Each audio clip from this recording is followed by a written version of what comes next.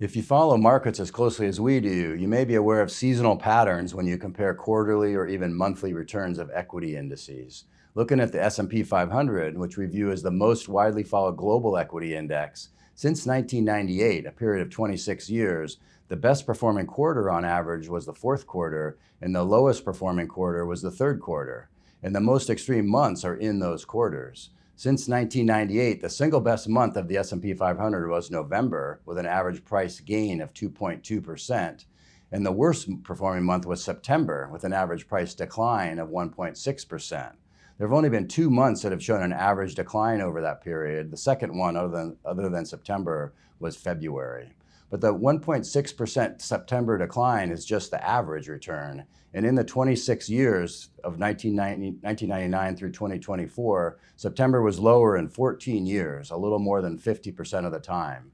And last year, in 2024, the S&P 500 increased 2% in September, but it had declined for 4 consecutive years, 2020 through 2023, with an average monthly decline of 5.7%.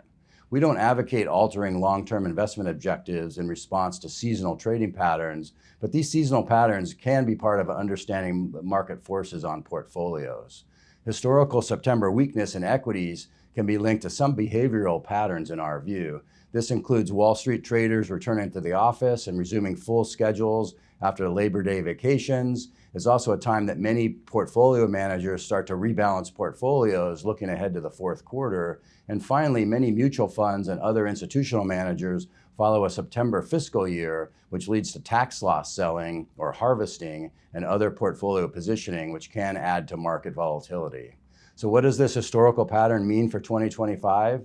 Well, of course, it's very difficult to predict investment returns over 30-day periods, but following strong market gains like we've seen since the end of April this year, investors should expect some consolidation or a pullback. The S&P 500 posted 4 consecutive monthly increases this year, May, June, July, and August, and a 16% price gain from the end of April to the end of August. This recovered a decline over the first 4 months of the year, and the year-to-date return through August was about 9.8%. And up 10.8%, including reinvested dividends, which is the total return. The recent equity market gains are justified in our view, as earnings growth has been strong, U.S. economic growth in the second quarter improved as consumer spending rebounded, and business investment was bolstered by technology spending on equipment and software. In addition, the 2025 budget bill was passed, removing that uncertainty, and peak tariff fears receded as trade agreements replaced potential retaliatory trade wars. So that's the good news, but challenges are present as well. Trade uncertainty remains, and the full impact of tariff headwinds, potential lower demand and inflation are still playing out.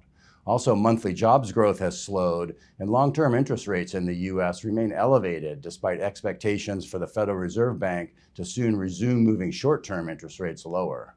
These challenges could be enough to drive a September pullback in line with seasonal weakness, but we believe that market fundamentals remain relatively healthy and that a market decline can find support with portfolios positioned for modest long-term gains. We continue to advocate for broad diversification and believe that sector leadership can rotate to include more cyclical sectors. For specific recommendations and strategies, please contact your D.A. Davidson financial professional.